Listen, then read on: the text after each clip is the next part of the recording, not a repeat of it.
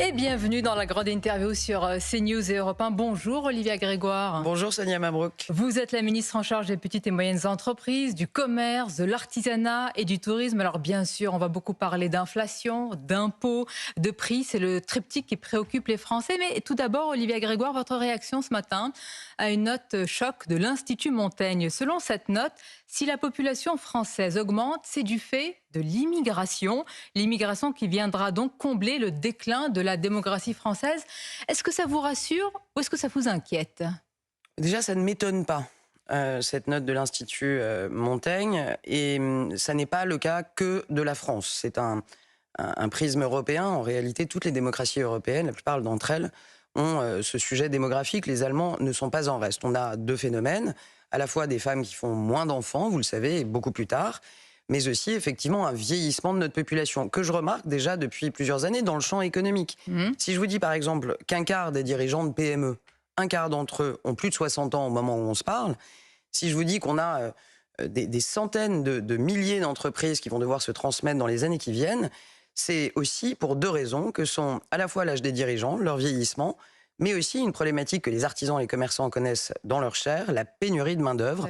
On voit déjà les effets de la note de l'Institut Montaigne. Donc c'est un constat pour vous, ni rassurant ni inquiétant. C'est plus un constat, une photographie à instant T de la réalité qui est le vieillissement de la population française et qui aura un impact économique majeur. Le président du RN, Olivia Grégoire, va demander à Emmanuel Macron demain à ce sujet sur l'immigration. Il va le demander lors de ces rencontres organisées par le président à Saint-Denis. Un référendum sur l'immigration en même temps que les européennes. Et dans une lettre, Jordan Bardella fait le lien, lui, entre les émeutes qui ont eu lieu et puis l'immigration. Et il dit ceci, on va le voir.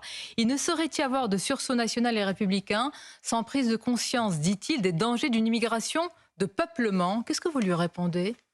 Je réponds plusieurs choses. D'abord, je réponds que le positionnement, la posture du RN sur les enjeux migratoires, malgré toutes les tentatives d'évolution du Rassemblement national, n'a pas changé. Et en réalité, tout ce qui relève de l'immigration, peu importe la réalité démographique, on vient d'en parler, est profondément rejeté par le Rassemblement national. Ce que je note aussi, et je suis une femme honnête dans la vie comme en politique, c'est qu'on a beaucoup râlé, notamment dans la majorité et à juste titre, sur le fait qu'on manquait de propositions, souvent des oppositions. Voilà une proposition, donc on ne peut pas s'en plaindre. D'un référendum, d'un retour au peuple. Troisièmement, j'aime aussi les règles, j'aime la méthode. On a un outil qui s'appelle une constitution, qui date de 1958. Le référendum est la prérogative absolue du président de la République. Je pense que Jordan Bardella, s'il propose ça dans le cadre des échanges qui sont prévus par le président de la République demain, aura une réponse et un avis du président de la République. Mais vous n'avez pas peur, Olivia Grégoire, vous n'avez pas peur d'un référendum sur l'immigration? La peur n'est ni mon allié ni mon ami, c'est un sentiment dont je me départis depuis très longtemps. Je n'ai pas peur, la question c'est pas est-ce que j'ai peur, la question c'est est-ce que c'est adapté, comment on fait les choses, comment on pose les choses et est-ce que surtout c'est de bonne loi. Pourquoi ça devient compliqué quand il s'agit d'immigration? Pourquoi un référendum et demander l'avis des Français devient compliqué à ce moment-là? D'abord c'est un outil un peu spécial. À double tranchant? Mais oui, c'est un outil qui peut être, et l'histoire l'a démontré, 1969 en tête, que c'est un outil qui peut être à double tranchant, mais c'est pas tellement ça, c'est que il doit être utilisé à bon escient sur des questions qui intéressent la société, sur la question sur laquelle la société est légitime pour répondre et dispose des outils. C'est possiblement le cas, comme d'autres sujets d'ailleurs, la fin de vie ou d'autres sujets qui pourraient être soumis à référendum. Après, si le référendum devient un outil fréquent, normal, quotidien, je pense qu'on déflore l'esprit de la Constitution et que ça n'est pas l'objet du référendum qui doit être utilisé à bon escient sur certaines thématiques au bon moment. Mais on entend que c'est possiblement sur la table dès demain pour ces rencontres à Saint-Denis. Et connaissant le président de la République, je ne doute pas que les forces politiques qui feront des propositions auront des réponses. Alors justement, autre proposition, je vous cite encore le président du RN, parce que dans cette même lettre, il demande un moratoire, ça va vous intéresser sur les impôts et les taxes.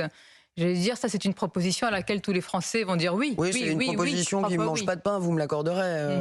Mais qui peut donner des résultats qu'elle est démago et un peu populiste. Oui, je l'oserais aussi. C'est bien joli, ces déclarations à l'emporte-pièce. Quand on gouverne un pays, quand on est à la manœuvre, on doit être responsable.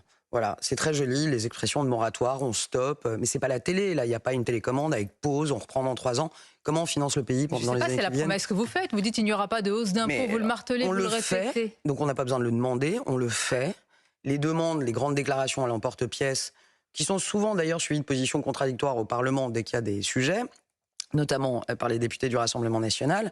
On n'a pas besoin de ça. Nous, depuis 2017, c'est 52 milliards d'euros qu'on a baissé pour les ménages et les entreprises. 26 milliards de baisse pour les ménages, 26 milliards de baisse pour les entreprises.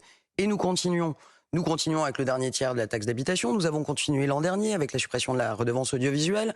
Donc, il y a, encore une fois, je le dis souvent au Parlement, très simplement, il y a ceux qui causent, qui font des lettres, qui font des plateaux, puis il y a ceux qui font. Nous, on fait pas des grandes déclarations, alors, on le fait. Ils causent et ils font aussi, ce sont les dirigeants d'entreprise, les patrons. Pourquoi ils sont inquiets alors, Olivia Grégoire? Vous martelez qu'il n'y aura pas de hausse d'impôts, mais hier, justement, lors de la rentrée ou des universités d'été du MEDEF, ils vous disent, nous, chat échaudé craint l'eau froide. Hein, oui, alors, moi j'aime bien cette expression de chat échaudé craint l'eau froide, et Nietzsche avait une jolie phrase qui était au malheur, je suis nuance. Ce que je veux dire, c'est que il est normal, je le comprends, ce point de vue des patrons. Pourquoi? Parce que l'histoire a démontré, et pas au calendes grec, il y a une dizaine d'années, sous le gouvernement de François Hollande, par exemple, qu'un certain nombre de propositions et surtout de promesses n'avaient pas été tenues. Oui, oui. Je pense à deux choses. Je me souviens qu'il y avait un ministre qui s'appelait Emmanuel Macron. Oui, mais en l'occurrence, la proposition dont je parle et qui avait été portée par le président Hollande datée d'avant, vous vous souvenez de cette histoire de on va baisser le taux d'imposition des TPE à 15%. Vous vous souvenez de cette histoire de on va régler la fiscalité locale en fonction de l'investissement des entreprises sur les territoires. Tout ça n'est resté que lettre morte.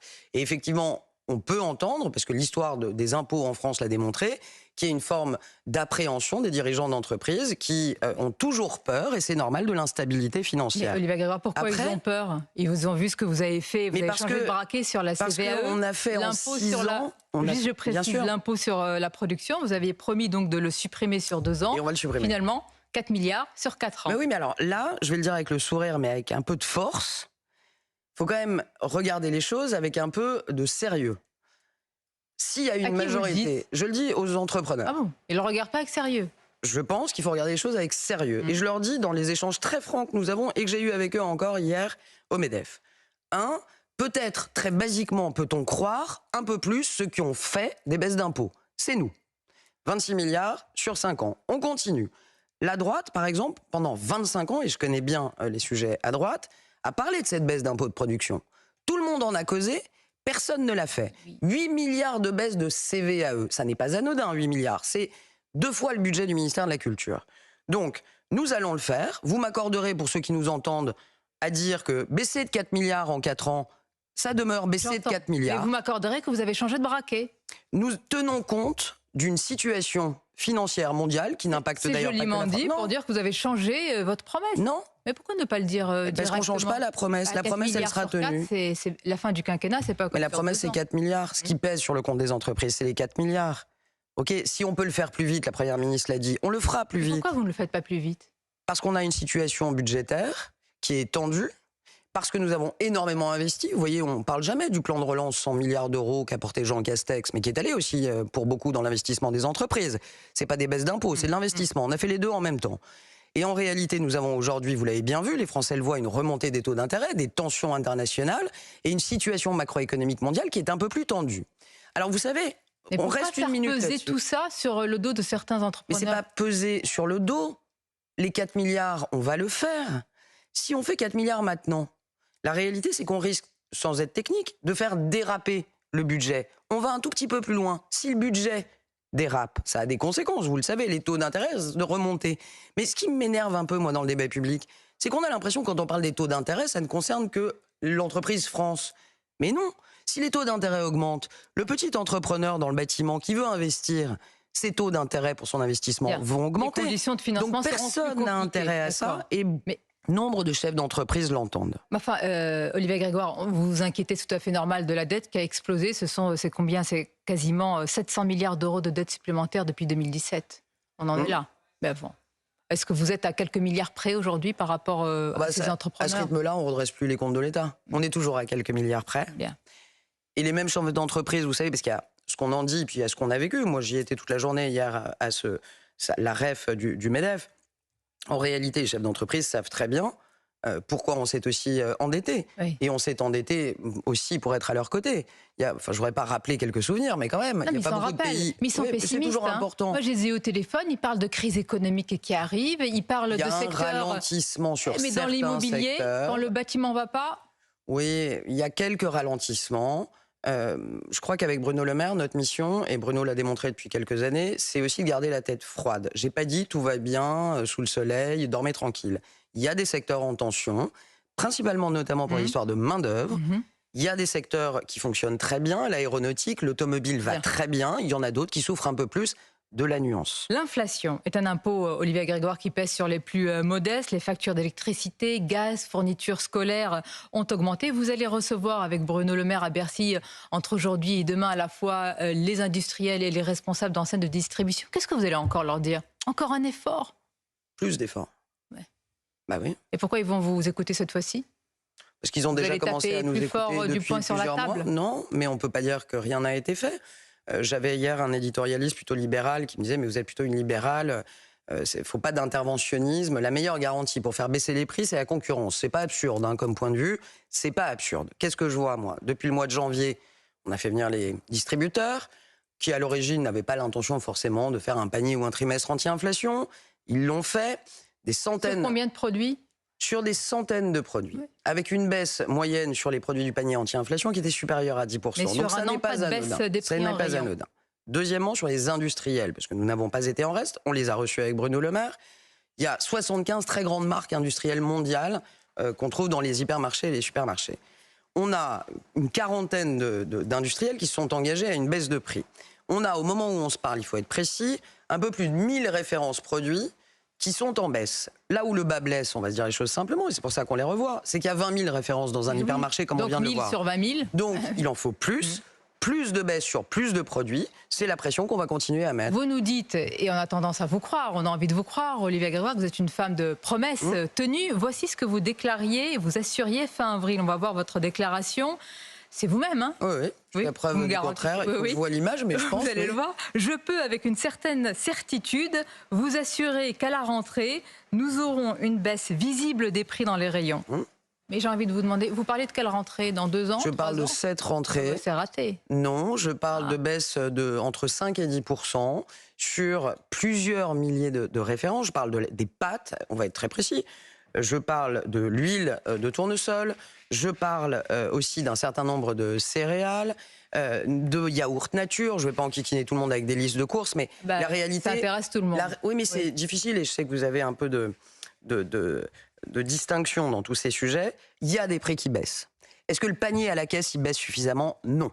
Donc c'est tout l'enjeu de la pression qu'on va remettre avec Bruno Le Maire. Et je rappelle, Bruno Le Maire l'avait dit avec force, il faut le rappeler, qu'on en rentre aussi en période de PLF. Et donc, on attend des efforts des industriels et on attend des distributeurs, si tant est qu'il y ait des efforts des industriels, que les baisses de prix soient maintenant. Mais après, avec quoi vous leur dites? J'allais dire juste avec la force de votre voix. Mais ça joue, la force de conviction, ça joue. Apparemment, parce que vous savez que, figurez-vous, que quand les volumes baissent, puisque comme les prix sont élevés, un certain nombre de volumes de grandes marques sont en train de s'effondrer en France. Peut-être que ça devient un problème aussi pour un certain nombre d'industriels. Donc ils n'ont pas intérêt à ce que les volumes s'effondrent. Donc on va discuter de tout ça. Et plutôt, encore une fois, que j'ai pas dit que c'était facile, j'ai pas dit qu'on avait tout réussi, c'est pas du tout l'esprit de ma réponse. Ce que je dis, c'est qu'on avance, ce que je dis, c'est qu'il faut plus de baisse de prix dans les semaines qui viennent, et ce que je dis, c'est qu'on va continuer à maintenir la pression. Je dis enfin qu'on entre en période de projet de loi de finances, et qu'on a aussi possibilité, si on se rend compte que nous parlons dans le vent, de prendre des mesures pour forcer un peu un certain nombre d'acteurs économiques à aller plus vite. 2 questions pour terminer d'actualité. Vous allez nous parler du tourisme rapidement, je vous le demanderai, Olivia Grégoire. Puis à l'instant, on vient d'apprendre que la France insoumise va saisir le Conseil d'État sur l'interdiction de la baya, telle qu'annoncée par Gabriel Attal, la France insoumise qui dénonce une forme d'islamophobie, qui va saisir le Conseil d'État. Comment vous réagissez? Qui saisissent, qu'est-ce que vous voulez que je vous dise? C'est à l'image du mouvement. C'est-à-dire, il y a ceux qui saisissent le Conseil d'État, il y a ceux qui mettent en œuvre des mesures de bon sens pour protéger notre laïcité. Je rappelle que 7 à 8 Français sur 10 sont absolument d'accord avec la mesure d'interdiction. Ce sont des ennemis de la baya. laïcité, la France insoumise? Ce ne sont pas les meilleurs alliés, ni les meilleurs amis. Pendant qu'on se bat avec les industriels, avec Bruno Le Maire, avec les distributeurs, certains font des saisines pour faire des plateaux, c'est très bien. Moi, je crois que Gabriel Attal a eu raison. Je pense que c'est une mesure qui était attendue. Je pense qu'il a été clair et qu'en politique, la clarté, c'est important. On peut dire un dernier cocorico pour les chiffres du tourisme en quelques mots. Rapidement, Olivia Grégoire. Quelques mots, une très belle saison touristique. des Français qui sont partis pour 88% d'entre eux en France. Le retour des clients internationaux, un chiffre, plus 29% d'arrivées de vols long courrier.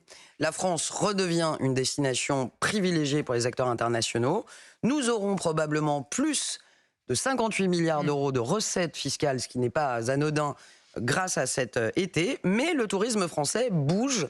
Et c'est intéressant, la transition climatique, la météo ont fait bouger les Français. Et donc on a une mutation, un peu moins de monde sur les plages, plus de monde à la montagne. Et avec le défi à venir, évidemment, des JO, on aura l'occasion d'en reparler. Merci, avec plaisir, merci Olivia Grégoire, ministre en charge des petites et moyennes entreprises, du commerce, de l'artisanat et du tourisme. Bonne journée à vous. Merci et belle journée.